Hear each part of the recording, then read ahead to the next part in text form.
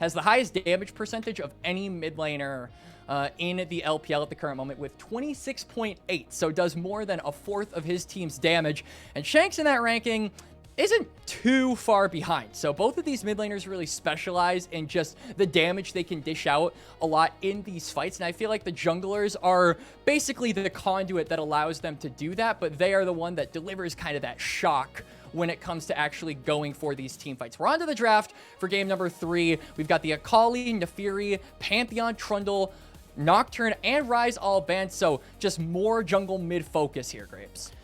And if I'm not mistaken, it looks like JD Gaming opting for blue side here with the right of first selection and AL going for second pick. So a kind of weird mismatch of what we were expecting going in still ends up with JD Gaming having that first pick. Ezreal, that is a big pick for both of these bottom laners. Gala, of course, going to be very comfortable on that, and also just one of the best champions that we have in this current meta. Karma will be the response here for Kael to try to take that one away.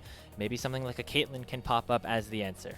That's what I was thinking as well. You could also do Ziggs Karma. I think that the lack of an actual mage in the bot lane is something that I have taken notice of, especially with Hope, his most played being that Ziggs. So they aren't going to go for that. Instead, we'll just go for the Sivir. It seems like we are gearing up for yet another game, Grapes, where bot lane isn't going to be the main focus of these early stages.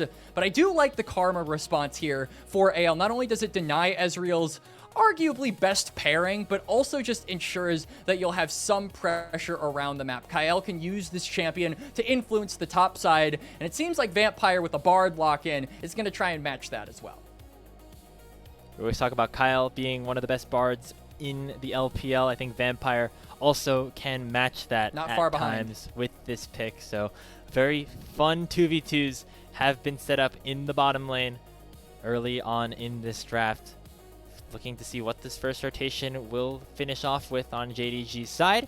Jace being hovered, a very powerful pickup in general at the current state of the meta, but there are counter matchups that Breathe can select here on this R3.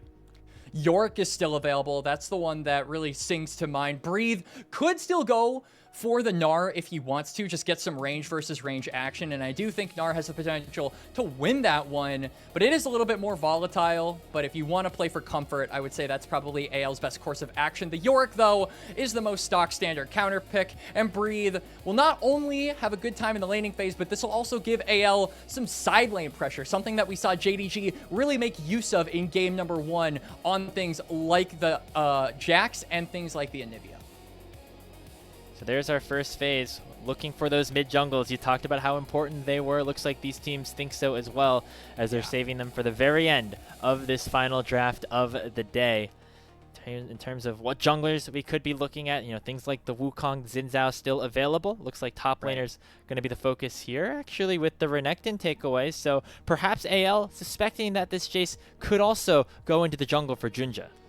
Yeah, that would be an interesting call from JunJia, who I think has played much more of a facilitative role so far in this series. Grapes would be giving him a carry, which I think would be really interesting because, as we have said, JunJia has been on a tear, I think, in the last 2 series. Really put hands against Monkey and then had a really good series against Shun. So this would certainly be something where I think he would be able to flex that momentum that he has built up over those last couple of best of 3s, but would still be a bit different, as I don't believe JunJia has played a Jace game in quite a while. It's been a bit since Jace jungle was really high priority here in the LPL. You can also play it mid for HongQ. If you lock in something like Rumble Wukong on this next rotation for JDG, I think that's a very fair composition that they could set up for themselves. Would mean that you are leaving yourself a little bit vulnerable for a counter pick, though, on the other side. Aurora taken away by AL, and the final ban will be Qiyana against Tarzan, one of his best jungle champs bans as well. So they are really making sure that Tarzan is going to have a tough time playing this game, and he's going to have to go deep down into his tier list to find an answer here in Game 3. Yeah, his 5 most played are all either fearless or just straight up banned away in this game. So Tarzan is going to opt for the Maokai, gives you that source of point-and-click lockdown. But I do, however, feel like I am really worried now about AL's damage profile. You have the scaling of the Sivir, but that is not early game damage. And if JDG are in fact going to be running the Jace and the Ezreal, that's a lot of poke. That's a lot of damage coming out from them. And with the Bard as well to set them up and make sure that everything can go smooth sailing in the earlier phases, I feel like JDG are just setting up their carries a little bit better here. And it feels like AL, with 4 jungle bans levied against Tarzan, they are struggling to find an actual solution, because I just don't think Maokai is that, to be honest. Hey, it was globally banned, you know, last week, so maybe they were trying to abuse that in some of their scrims and ended up realizing, hey, this champion could be actually not too bad in the jungle role. One of the premier facilitators and team fighters in the LPL. The Gnar gets locked in for Xiaoxu. That confirms that we will be seeing that Jace in the jungle position. And leaving this last pick for Shanks in the mid lane. He's been so impactful in all 2 games of this series so far. What will he decide to go for here in the 3rd?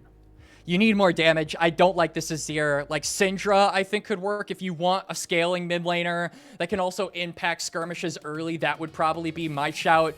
I just think Azir comes online a little too late. Victor as well is a bit iffy. It's volatile into the matchup versus the Annie, because you are very susceptible to getting chain CC'd Annie with that point and click. Jace jungle now confirmed will also be bringing down a lot of damage onto you. So this is a game where I think the scaling elements of AL are going to be put heavily into question. The damage profile is really low early on, but if you can allow the early game to be as quiet as possible for anyone's legend, they do have elements in this comp that can scale, and they have the setup to make sure that it follows through. But I just feel like JDG have a similar thing, but more poke, better lane matchups, and frankly, an easier comp to execute, Grapes. That is a very underrated aspect of when you especially look at these series and these games where a lot of champions are fearless away, a lot of game 3s, a lot of game 5s.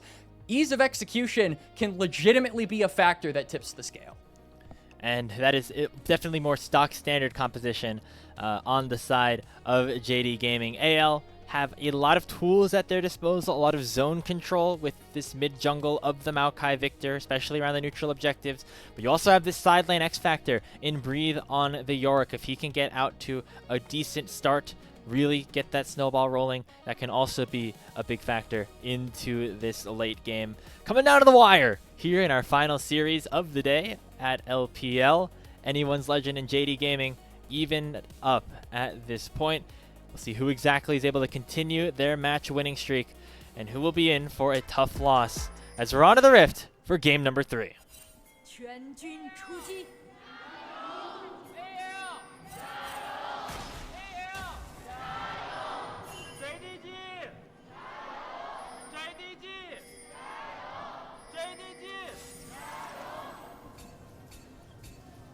Looks like Mr. Jindong didn't make his way down to Suzhou, but we still got the Jayos in here.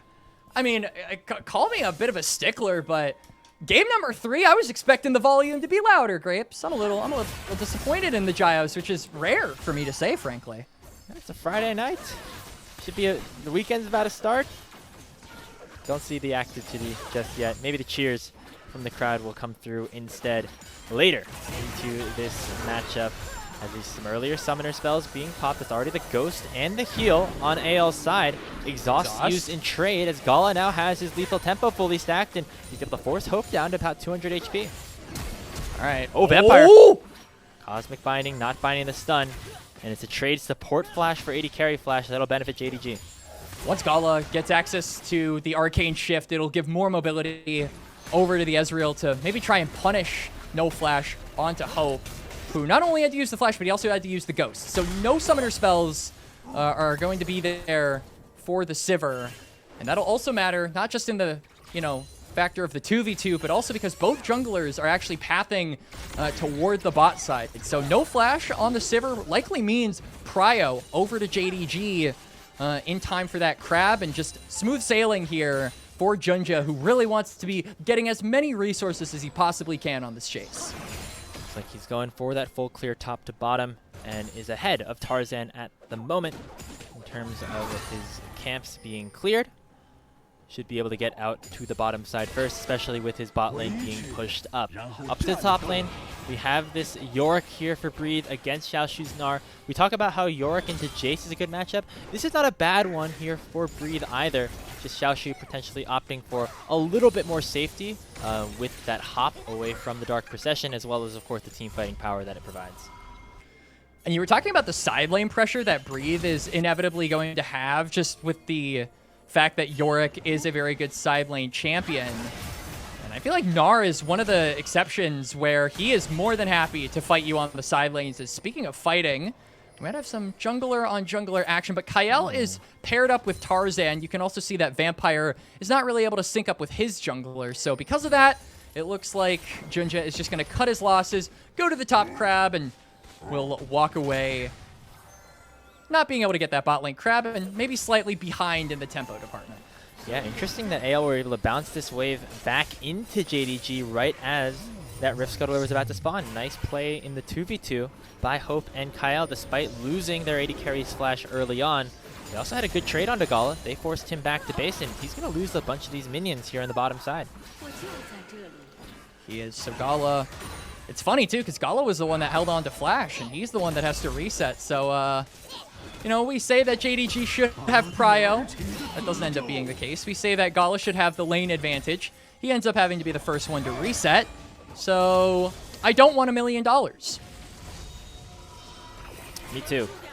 Having $1 million sounds awful.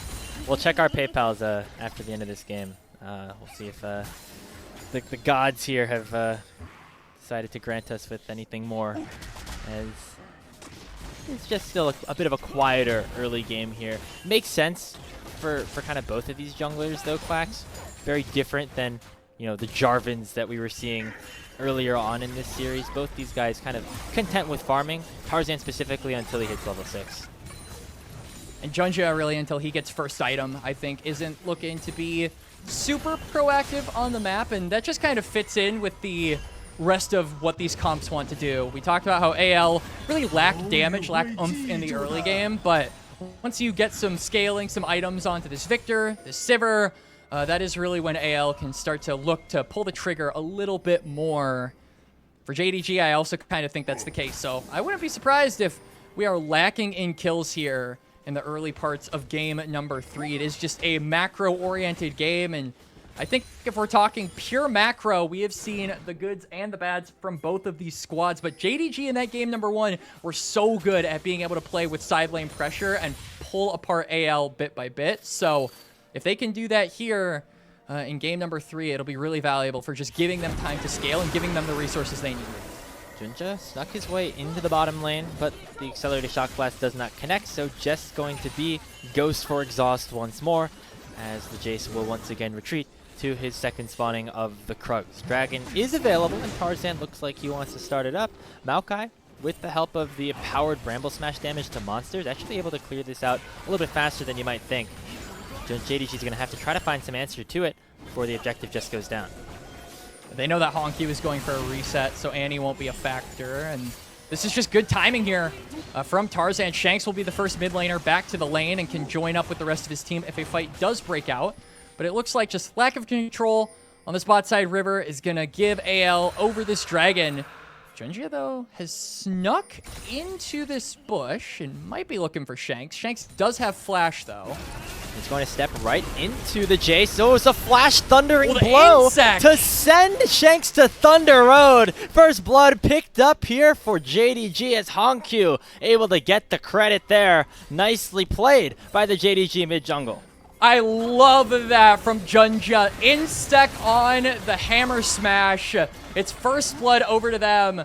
Gala on the other end, though, was forced to flash away and is now just being zoned away from his own turret. So there will be resources lost here for the Ezreal in trade, but JunJia is going to take advantage of that and take away a red buff. So it's just, you know, push, pull, action, reaction. Both of these teams playing a little bit of a game of chess here, it seems, with the macro grapes. And like we said in the early phases of this game where both squads lack damage, we would expect nothing less. Great start here for JD Gaming. We talked about whoever jungler is able to get their laners out to a better start could be in a position to win this one, Quacks. And AL able to control that first dragon but JDG get the first kill. And with HongQ being accelerated now on this Annie, another huge team fight tool and a big source of primary engage now for JDG. Going to be further unlocked when we get to these later game team fights.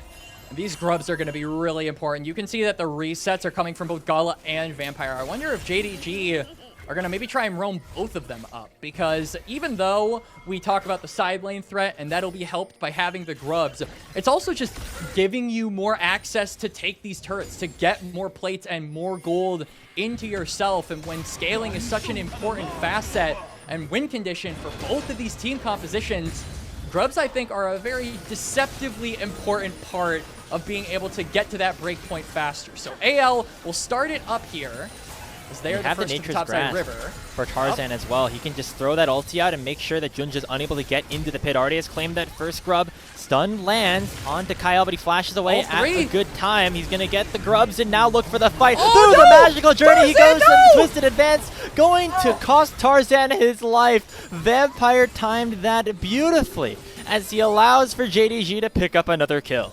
That is so unfortunate there for Tarzan. Goes into the turret with the flash W and isn't able to get on out. Not only is that going to give gold over to JDG, hang on Shanks. They're looking for Shanks as well. Electrocute here for Vampire onto the Victor. Couple more autos, and with the help of Tibbers, they'll be able to take him down again. It's 3-0 for JD Gaming, Quacks. And their early game is looking strong in the first 9 minutes. It absolutely is, and I mean, you can call it mistakes from AL and a bit of a overplay there from Tarzan with the flash W into the turret, and then I think Shanks a little bit disrespectful with his positioning, especially because he doesn't have flash. You have to be really conservative with your aggressive movements on Victor when that summoner spell isn't available for you. As we're going to get a replay into a very painful, unfortunate circumstance that Tarzan put himself in. That one hurts. That's a funny one. Little interaction that you get with these two champions, specifically the Bard and the Maokai. Tarzan still going to be happy enough that they got the grubs, but AL certainly not happy with the way this gold is currently situated. It's 2,500 in the hands of Jindong. They have a big lead in that mid jungle. The Jace Annie combo going to provide a ton of firepower here in this mid game. And I mean, just look at the way the gold is swinging on the bottom of the screen here, Grapes. We talk about how important it is that Shanks has a pretty cordial, unimpeded early game to scale up on the Victor. He's down 0-2. HongQ has 700 gold over him. And then on the other end, JDG, their biggest win condition is the Jace, who is 1.2k gold up over his counterpart. So AL have the objectives, but the carry for JDG is online, and your carry in the late game is currently very behind his counterpart. So I think that anyone's Legend, because of this, are going to struggle unless they can kind of course correct. They need to try and get some way back into this game, specifically for Shanks, and they need to start putting some attention onto this Jace to get him behind.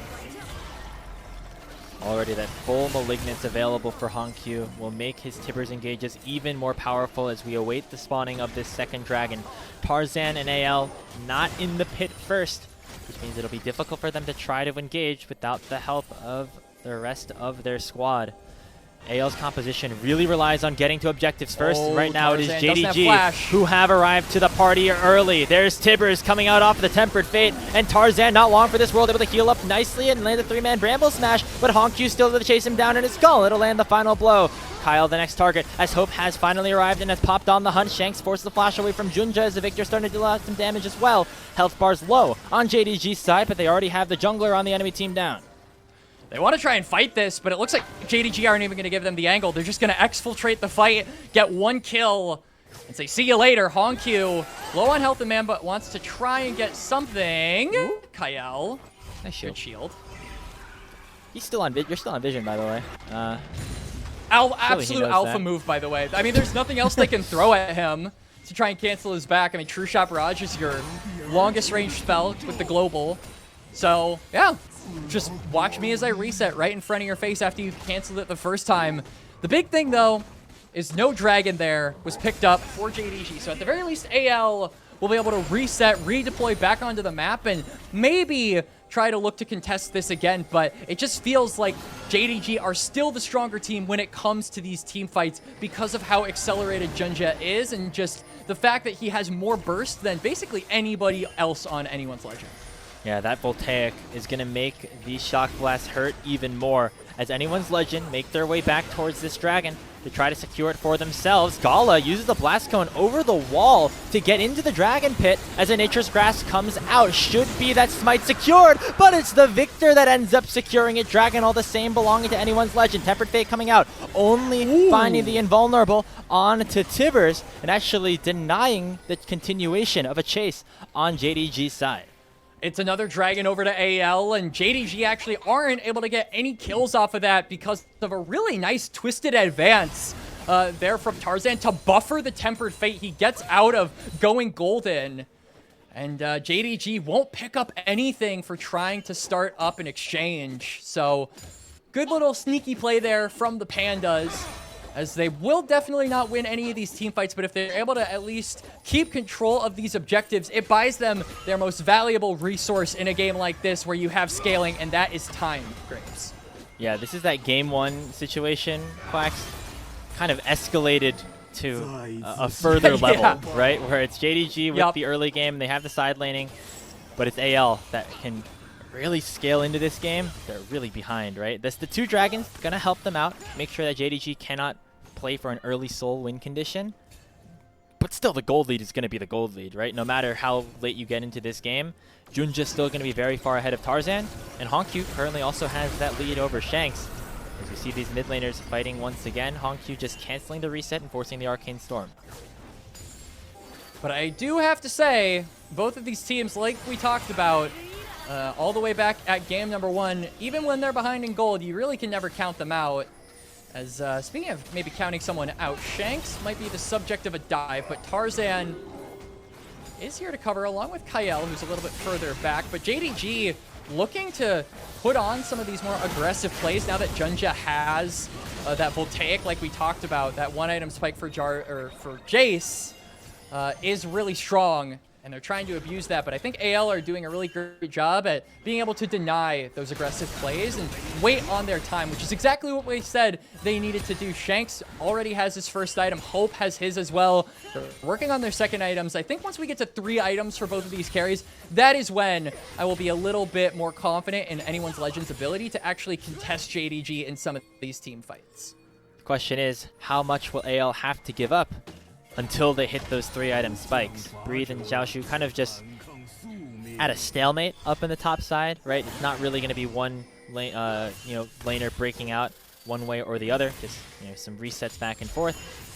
But it will be JunJia continuing to build up his farm advantage, working towards his second item, and just continuing to really have high impact here in this game. Is the gold lead getting closer to 3K?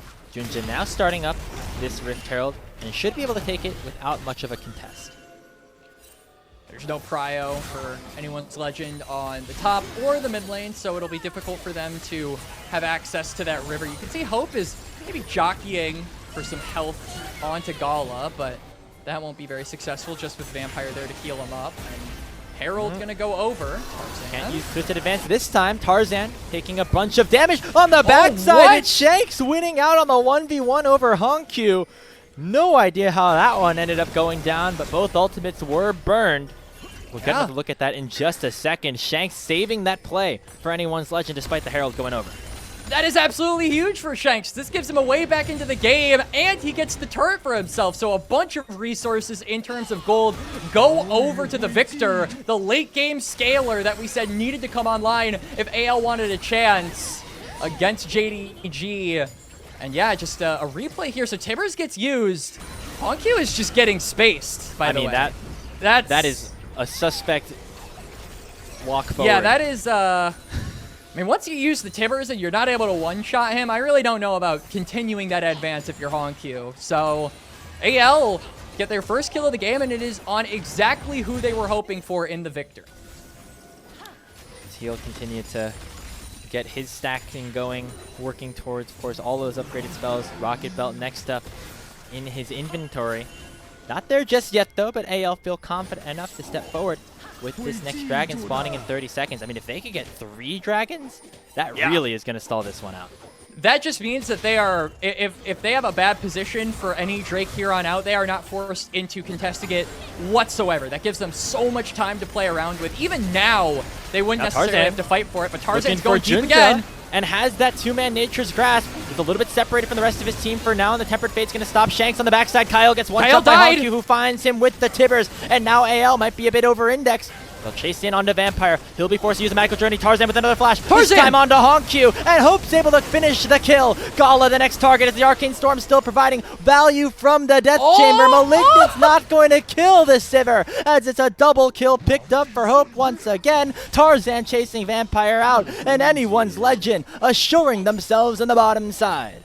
They win out on the fight, and they will get control of this bot side river, especially with Maokai. Those saplings are so good at being able to zone away certain parts of the map, and so JDG will have no chance to contest this. We'll see respawns coming in for JunJia. Vampire with the Magical Journey can maybe get him there a little bit faster if they had an opportunity to contest, but they won't have that at all. Soul going over to AL. The scaling composition are poised to get into this late game, and you could ask for nothing better if you are anyone's legend. Tarzan, always a player who is willing to do anything for his team to pick up the win. A lot of the time, that's carrying. But this time around here, Quacks, it's locking in the Maokai and just pressing W on those big carries. Tarzan, I mean, we saw the negative effects of going too deep on the Maokai, and I was worried in this fight that we were going to get a repeat of that, but the difference is there's no turret to take down Tarzan, and he's a lot tankier now with that protoplasm. Is now look for another engage. Or Vampire rather is just dead. Use that Magical Journey, and he goes down. So free kill over to AL. Yeah, just a number of questionable plays here by JD Gaming. They're looking for an answer now on to Breathe with HongQ rotating down to the bottom side. Will be Xiaoxu flashing over the Dark Procession, and with the Hyper Proc taking his first kill of the game. Response for anyone's legend, though, will be in the mid lane, where they'll be able to take nearly all of this tier 1 tower. And most importantly, Quacks, they also grabbed that 3rd dragon while we were in the replay, meaning that they were just 1 away from a Chemtech Soul. Soul Point and Chemtech Soul. We were talking about how evergreen Hextech Soul is and how it works for any composition. Chemtech Soul does not work for any composition, Crepes, but it really works for this one. You've got so much survivability as Tarzan. If you can pick this up, you've got so much sustained power on things like the Victor and the Sivir, who are already difficult to kill when the game kind of coasts toward that later stage. But then, on top of that, with Hextech Soul, it just means that you can dish out so much more damage with those extended plays. So this is a lovely soul for AL to just play their game, continue on the late game trend of domination. And I think JDG are really wishing that they were a bit more proactive early on in this game, because now it feels so difficult to overcome this 3-dragon advantage AL have built for themselves. I don't often like to quote the Jindong robot that we just saw in our lower third. Oh boy. But even though it's a 2,500 goldie for JDG, that robot thinks it's still a 60% chance that AL win this game. Goes to show the power of their composition, as the Herald has been charging into the mid lane, blocked by the Dark Procession, so they will not get any plates down. And that is just another nail in what could be an eventual coffin that JDG have, despite themselves having a big lead, especially on their top side. They're going to have to play smart. They're going to have to play with picks, and they're going to have to play with Xiaoxu at the helm. For anyone's legend, they've locked themselves playoffs, but it is about assuring everyone that they are a legitimate threat going into playoffs, that they can be one of the top dogs in the LPL. And I think after their most recent series, we had a few concerns about it, Grapes, right? They gave a game win over to EDG. It looked very likely that that could have turned into a series win, the first in the split for EDG, just based off of how close that 3rd game was. So that was kind of a low point, and I think a lot of people didn't expect that AL would be able to get over that so quickly. And they had their struggles against LGD. They've had their struggles against JDG, but they have come out on top every single time. The consistency can be called into question, but the peaks of this team cannot be disputed, that they are one of the best teams in the LPL, and they're here to show it. And, you know, I think a big part of what has allowed for AL to kind of ascend to these newer heights is Hope down in the bottom lane. Remember that he was getting a lot of criticism earlier on in the season for just not being as good as some of the higher level AD carries that we have in the league. But really having a bit of a resurgence now in split number 3. Not only was he able to play on those weak sides like the mages earlier on in the split, now even on the Sivir, able to get a 1,500 gold lead over Gala and being the big carry right now on AL. Shanks forcing away JDG Gaming as they wait for this dragon to spawn in 40 seconds. Will be the soul for AL if they can pick it up. All right, the big thing that I call attention to for the side of JDG, it's 3 items for JunJia. He's got the Voltaic, but he's also got the Bastion Breaker, newly buffed, and the Serpent's Fang. So 3 lethality items are here for the Jace. And we'll have to see if that is able to actually get onto the backline, because that is going to tickle Tarzan. That is going to tickle Breathe with the assistance, especially from this Karma, providing all the shields that they could ever need. So it is up to the JDG jungler, the man in the hot seat for this team, to really provide that damage. Dragon has spawned. JDG Tarzan has control of the river, but Tarzan's going in! A twisted advance, but he gets locked down, forces the protoplasm harness already, but JunJia gonna be focused down by Breathe, who arrives at the teleport and will destroy the likes of JD Gaming. Double kill for Hope, make it a triple as Gala will go down, and anyone's legend establish themselves once more and will claim the Chemtech soul. And it's going to be Xiaoxu noping out of that fight before he could go down. Soul acquired. AL with the Chemtech Dragon. And now Xiaoxu is on the top side. But these death timers are starting to get pretty long, Grapes. So Baron will be their natural next target. And Xiaoxu might come before that.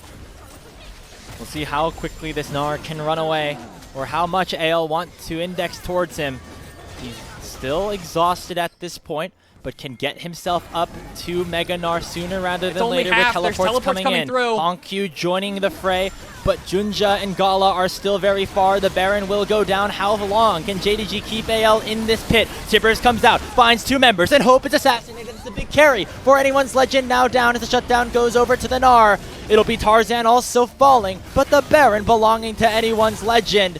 They'll give the kill over likely to Xiaoxu. Nice stun, but the shielding actually keeping Tarzan alive for a long time. This Maokai actually going to survive. Soul, by the way! He blocks the protoplasm harness and is going to re-engage. Finds the root onto Xiaoxu. Shanks takes down the Jace on the other side, and anyone's legend punished JDG for trying to contest the Baron. Breathe flashes forward.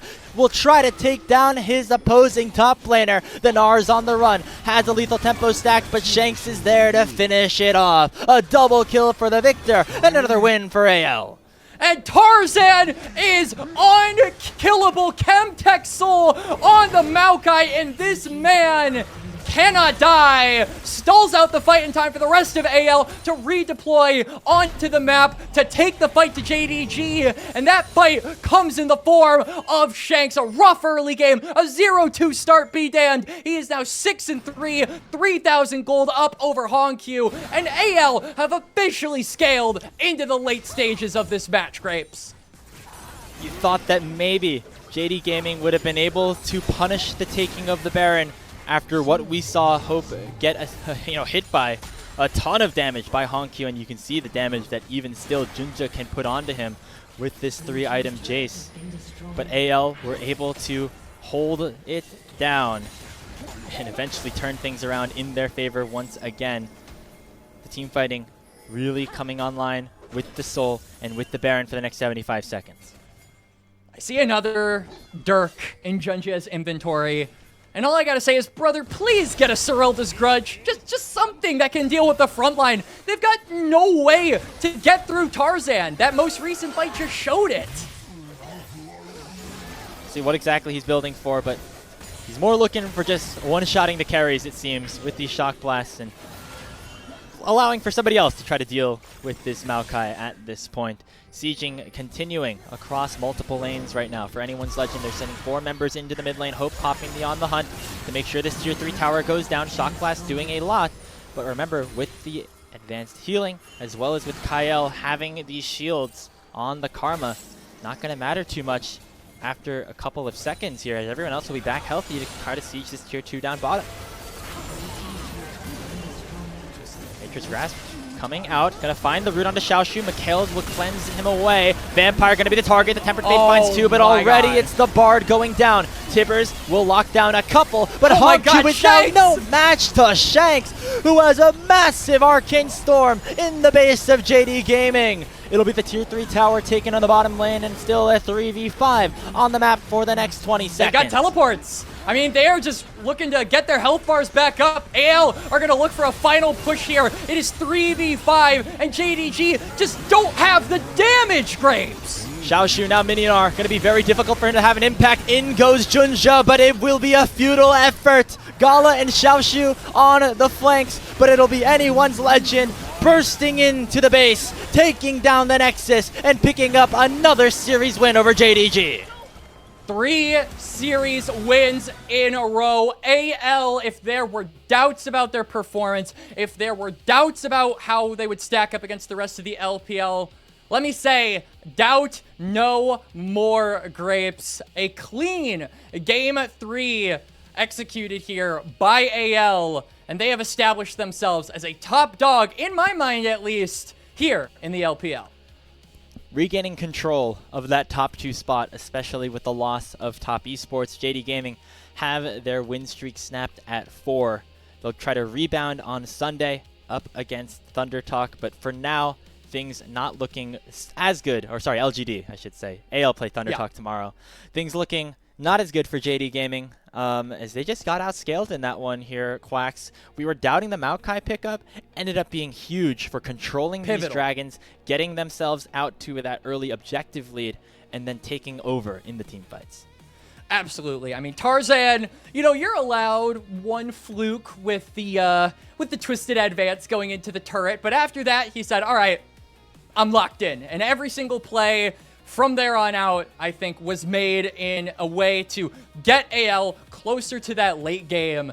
And that's exactly what they did. Controlling the dragons, getting control of the soul, and outscaling JDG, like you said. But I gotta give a little bit of criticism over to Jindong Gaming here for game number 3. Because that Victor was the main source of damage from AL come later on into this match, Grapes. And HongQ died to him for no reason and just set off a chain reaction that, frankly, the rest of Jindong Gaming were not able to actually stop. So that's like my light little bit of criticism over to JDG. I think for the most part, this is a case where AL played well rather than JDG playing bad. But how that Victor got off to a rough start was immediately undone. They immediately undid all of their work to put the Victor behind by HongQ overextending himself 1 time. So that's what I have to say about the matter.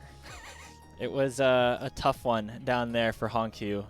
Trying to continue that 1v1 kill onto Shanks didn't end up paying off. I think you could give the player of the game to Tarzan, but my player of the series certainly going towards the AL mid laner. Shanks having a great performance and just another chapter into just the matchups that we have in the mid lane currently in the LPL. I think a lot of people would clearly say that Knight is the best player in the league, best player in mid lane specifically. But then there's a lot of people kind of contesting for that second spot. It really has historically been Cream, Shanks, and HongQ kind of as those 3. And it was Shanks that had the better of HongQ today. It was. I think that Shanks was allowed to play his style and was just able to basically have the game warped around him. I think that we talk about Tarzan's proactivity, we talk about his ability to influence the lane, but as we said in the draft of game number 3, Grapes, I mean, the biggest person that benefited from Tarzan's playstyle was Shanks, and I think that you can also give that attitude and that opinion over to JDG as well, because I think that HongQ was really set up for success by JunJia in game number 1 of this series as well. So really think that the mid lane pool, as you are saying, is hotly contesting that silver medal here in the LPL. Knight, obviously, I would agree with you, taking that gold medal, 5 stars on that guy. But Shanks is making a good case for the second best mid laner here in the LPL, and I kind of hope he continues to keep running through this league for the remainder of the regular season, because like we said, not only do we want to see Anyone's Legend be there as a top team in the LPL, we want to see them just be strong once the playoffs come through, contest some of these top teams, and be capable of going all the way, because I think it has been a long time coming. I think AL have been denied that international appearance in 2026, and performances like this I think will certainly get them to Worlds and will make them a very deadly team once we start coasting onto those best of fives.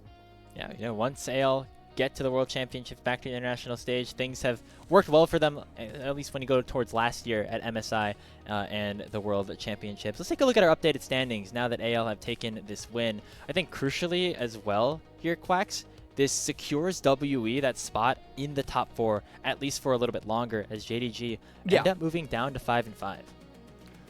It does, and I think WE and JDG now are probably going to be the teams that vie for that 4th place spot, as there is a somewhat large gap between 5th place and 6th place downward. EDG obviously locked in to 8th place, so that's not going to change. LGD and Thunder Talk are likely going to be going through the 6th and 7th place. Get your 6-7 memes out of the way here and now. We had to sneak at least one of them in, Grapes. Yeah, that matchup at the bubble going to be very crucial for deciding who exactly ends up getting into that playoff spot automatically and who is headed over to Knight's rivals. I think also important to note, Anyone's Legend, at least for the moment, going to be in 1st place based off of game score, just barely having that edge over Billy Gaming. Of course, we do have potential for things to swing as we head towards tomorrow's matchups, specifically BLG taking on WE. Could allow some of the standings to kind of go back into certain directions if BLG is able to get that win. But we could reflect back onto this game once more, Quacks. It was really a Shanks-dominated performance, over 1,000 damage per minute on the Victor, even after he died 2 times in the early game. It was such a brutal early game for Shanks, and I mean, just the perseverance to come back in this game, still dish out that damage, and be a really effective source of damage for AL. Really got to highlight him for being able to overcome such a rough start to game number 3.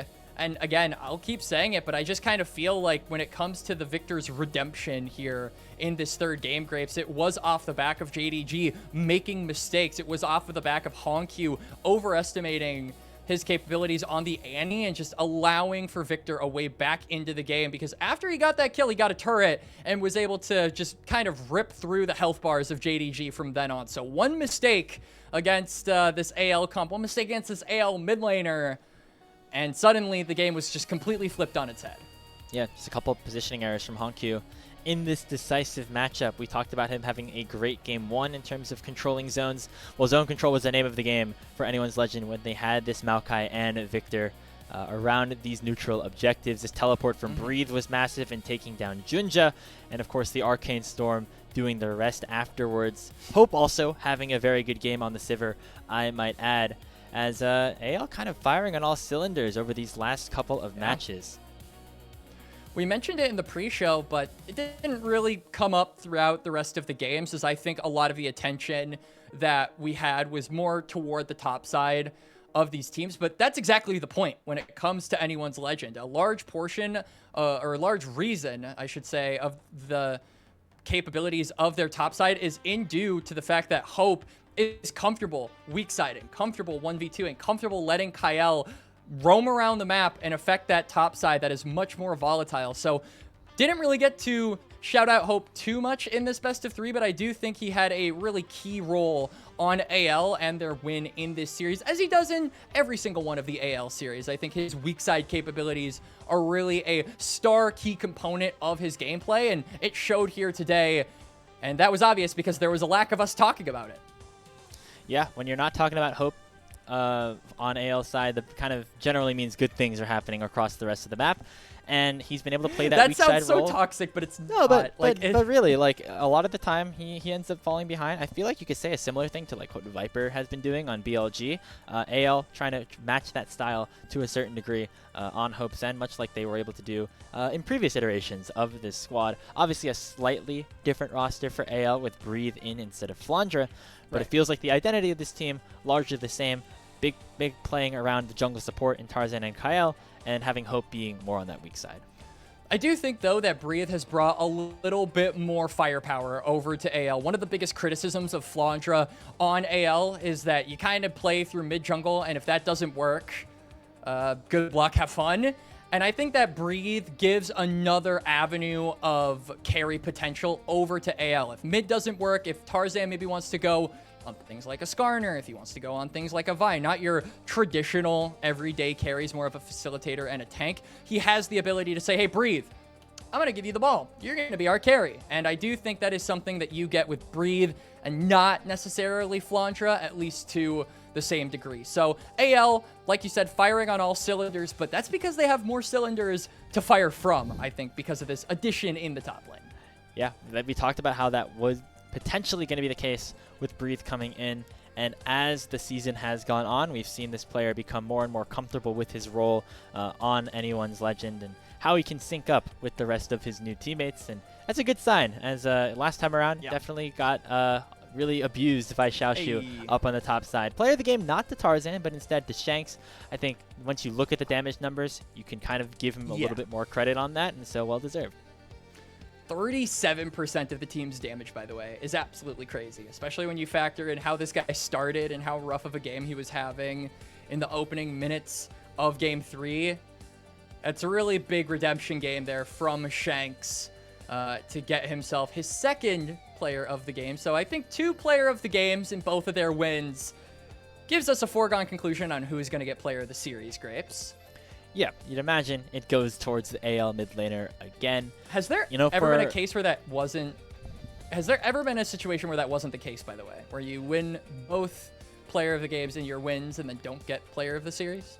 Not to my knowledge that I've experienced, but yeah, we'd have to go back and look at all the data. One of these days, that'll be really funny if that does happen. We'll be real confused. It looked like a bit of a contested result, though, down there. It seemed like some votes were going towards Tarzan, some towards some other positions.